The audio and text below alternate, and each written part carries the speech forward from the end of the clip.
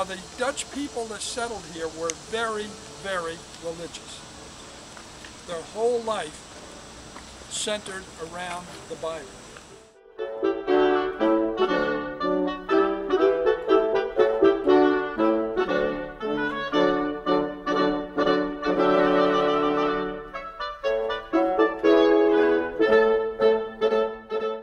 So those floorboards are original, those beams above your head, the floorboards above them are all over 300 years old. Those days, if you came in at night from working or playing, and unfortunately probably working, there wasn't a whole lot to do. A whole family lived in this one room. Mr. Dewint, his wife and children lived in this room, his married daughter lived in the room across the hall, and they shared the kitchen together. No one ever slept in the upstairs of the house in those days. That's where you stored the corn, the oats, the wheat, everything you needed for winter, because there were no stores. You couldn't buy anything. So you had to grow it and you had to store it because it was so cold in here.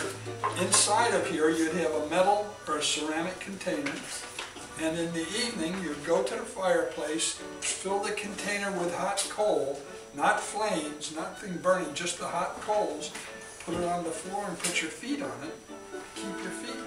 It's called a foot warmer. If you're Dutch, you call it a foot stove.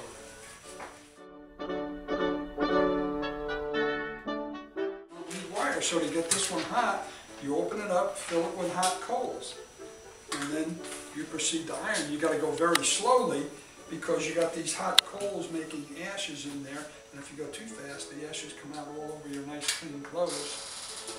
You start washing all over again. See, now if you were here in those days and you've been out working or playing and you come in, your boots are full of who knows what, and like she said, if you put it on the floor this way, you could scrape the mud off. But the better part is you put it on the floor this way, you put one foot here, put your heel in here, and pop your boot right off. It's a great thing for taking off your snow boots. You don't even get your hands wet. And it's got a special name, and we call it a boot jack.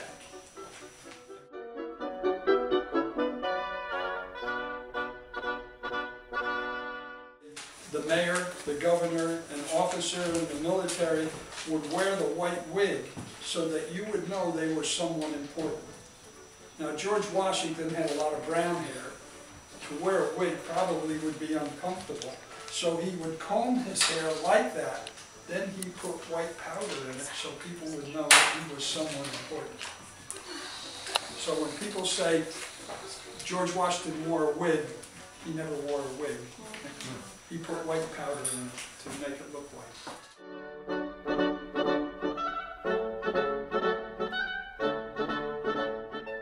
Back in those days, waffles were not necessarily breakfast food. Now just imagine you've got this big family. You're going to make waffles for breakfast. You take this thing, put it in the fire, you get it hot, put the batter in, one waffle. Go back, get it hot, put the batter in. It'll be lunchtime and no one's had their breakfast yet. So waffles were very special treats.